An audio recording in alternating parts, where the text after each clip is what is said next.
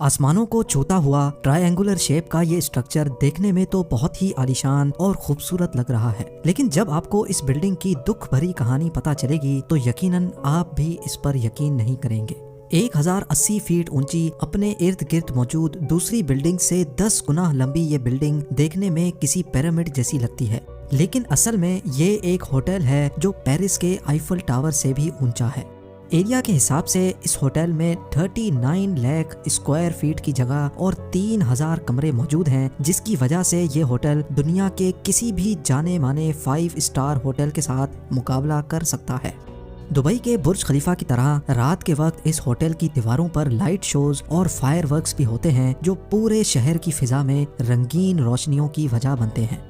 पर हैरत की बात ये नहीं है कि ये होटल कितना खूबसूरत है या इसके अंदर क्या क्या लग्जरी फैसिलिटीज मौजूद हैं, बल्कि असल हैरानगी की बात तो ये है कि इस आलीशान होटल में आज तक एक भी गेस्ट दाखिल नहीं हुआ। पिछले 30 सालों से ये होटल बिल्कुल अकेला तन्हा खड़ा है, लेकिन सवाल है कि आखिर क्यों इस आलीशान होटल में आज तक एक भी गेस्ट नहीं जा पाया। 5,500 करोड़ रुपए खर्च करके बनाया जाने वाला ये बदनसीब होटल आखिर दुनिया के किस कोने में मौजूद है? नाज़रीन, इस शानदार होटल को देखते ही पहली नजर में ऐसा मालूम होता है कि ये अमेरिका, कनाडा या फिर किसी डेवलप्ड कंट्री के शहर में बना हुआ है, लेकिन आपको ये जानकर हैरत होगी कि ये 105 मंजिला बिल्डिंग रूगोंग होटल के नाम से जानी जाती है, जो नॉर्थ कोरिया के कैपिटल प्योंगयांग में पिछले 30 सालों से बिल्कुल खाली खड़ी है। अगर आपको नहीं पता तो आपको बताते चलें कि नॉर्थ कोरिया खुद को कहलाता तो डेमोक्रेटिक कंट्री है, लेकिन असल में ये एक ऐसा मुल्क है जिसको 1948 से सिर्फ एक ही फैमिली चला रही है।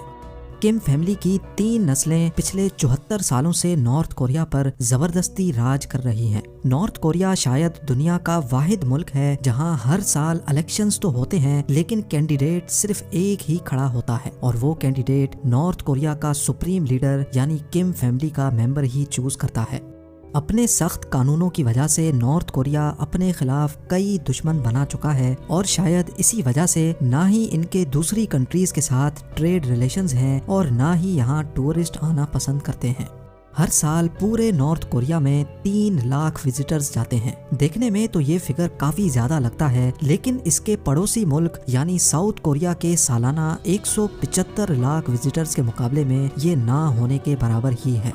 अब आपके जहन में ये सवाल आ रहा होगा कि अगर नॉर्थ कोरिया में इतनी सख्ती है और यहाँ विजिटर्स भी इतने कम जाते हैं, तो आखिर इनको 3000 कमरों वाले इस आलीशान होटल की जरूरत ही क्यों पड़ी?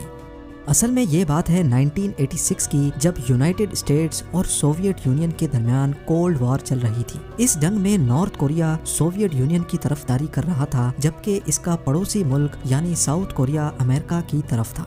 क्योंकि ये एक कोल्ड वॉर थी, इसी वजह से इस जंग में हथियारों का नहीं बल्कि अपनी ताकत दिखाने का मुजाहिरा करना था। नॉर्थ और साउथ कोरिया दोनों ही एक दूसरे के दुश्मन थे और हर चीज में एक दूसरे से आगे बढ़ने की कोशिश करते थे। 1986 में एक साउथ कोरियन फर्म ने सिंगापुर में दुनिया का सबसे ऊंचा होटल बनाया था, जो आज स्टैमफोर्ड होटल के नाम से जाना जाता है। इसके अलावा साउथ कोरिया में 1988 ओलंपिक्स होस्ट करने की तैयारियां भी जोरों शोरों से चल रही थी। दुनिया का उस वक्त का सबसे ऊंचा होटल और 1988 ओलंपिक्स की वजह से साउथ कोरिया का पूरी दुनिया में बोलबाला था, लेकिन ये बात नॉर्थ कोरिया को किसी भी सूरत हजम नहीं हो रही थी। नॉर्थ कोरिया ने टसल में आकर अपने पास भी एक फेस्टिवल कराने का फैसला किया, जो कि असल में ओलंपिक्स का कॉपीड वर्जन था। ये फेस्टिवल 1989 में करवाया जाना था और उसमें आने वाले 22,000 पार्टिसिपेंट्स के लिए ना सिर्फ प्योंगयांग का एयरपोर्ट एक्सटेंड किया गया, बल्कि 1.5 लाख लोगों के लिए एक ब्रांड न्यू स्टेडियम और 3000 कमरों का एक होटल भी बनवाने का फैसला किया।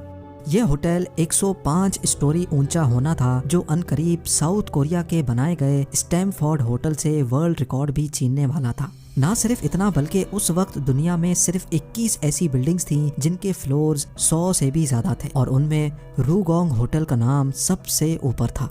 असल में आकर नॉर्थ कोरिया ने इतने बड़े बड़े हवाई फायर तो कर दिए थे, लेकिन इतना ऊंचा होटल बनाने का ख्वाब उनके गले में आ चुका था। इतनी ऊंची बिल्डिंग बनाने के लिए बेशुमार स्टील की जरूरत थी, लेकिन स्टील नॉर्थ कोरिया के पास मौजूद नहीं था। इसी वजह से उन्होंने फैसला किया कि ये बिल्डिंग सिर्फ कंक्रीट से बनाई जाएगी। क्योंकि ये बिल्डिंग सिर्फ कंक्रीट से बनाई जानी थी, इसी वजह से इसको कोन शेप दी गई और हर साइड को 75 डिग्रीज झुका हुआ रखा। इस होटल के टॉप पर वर्ल्ड क्लास रिवॉल्विंग रेस्टोरेंट और दुनिया की सबसे ऊंची ऑब्जर्वेशन डेक बनाई जानी थी। इस होटल में जो मॉडर्न फैसिलिटीज रखने का प्लान किया गया था, अगर नॉर्थ कोरिया ये बनाने में कामयाब हो गया तो ना सिर्फ साउथ कोरिया बल्कि वो पूरी दुनिया में अपनी काबिलियत साबित कर देता। 1987 में इस होटल की कंस्ट्रक्शन तो स्टार्ट कर दी गई, लेकिन जब 1989 में वर्ल्ड फेस्टिवल हुआ तो 3000 कमरों वाला दुनिया का सबसे ऊंचा होटल कंप्लीट होने के करीब भी नहीं था।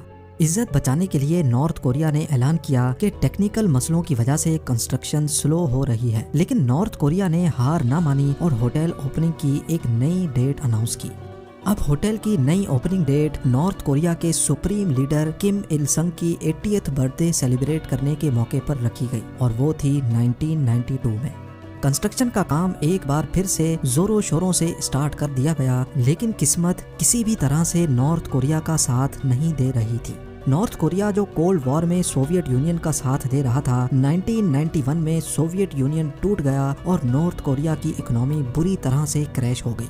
अब ना ही इनके पास किसी की सपोर्ट बाकी बची थी और ना ही इनके पास इतने पैसे थे कि वो इस बिल्डिंग की कंस्ट्रक्शन कंटिन्यू रख सके।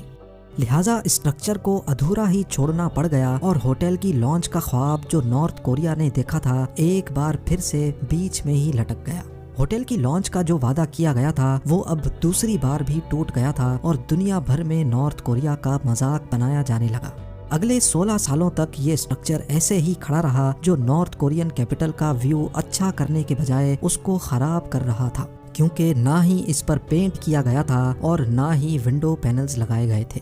एक पॉइंट पर इस पूरे स्ट्रक्चर को गिराने का फैसला भी किया गया, लेकिन इससे पूरी दुनिया में ये मैसेज जाता कि नॉर्थ कोरिया के पास एक बिल्डिंग बनाने की काबिलियत भी नहीं है। तो इसी वजह से इनके पास इस रूखे स्ट्रक्चर को ऐसे ही छोड़ने के अलावा कोई ऑप्शन नहीं था।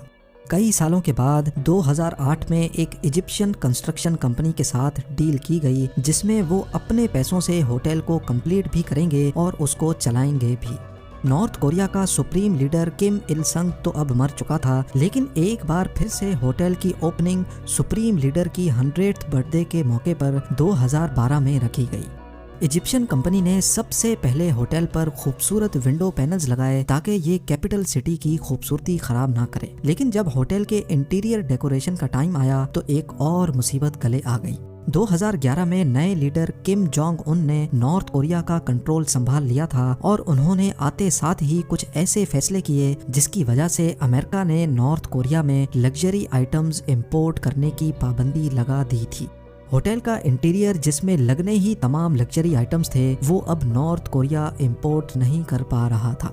होटल की नई ओपनिंग डेट पर लॉन्च तो दूर की बात, ये अंदर से देखने लायक भी नहीं था और एक बार फिर से नॉर्थ कोरिया बुरी तरह से फेल हो चुका था।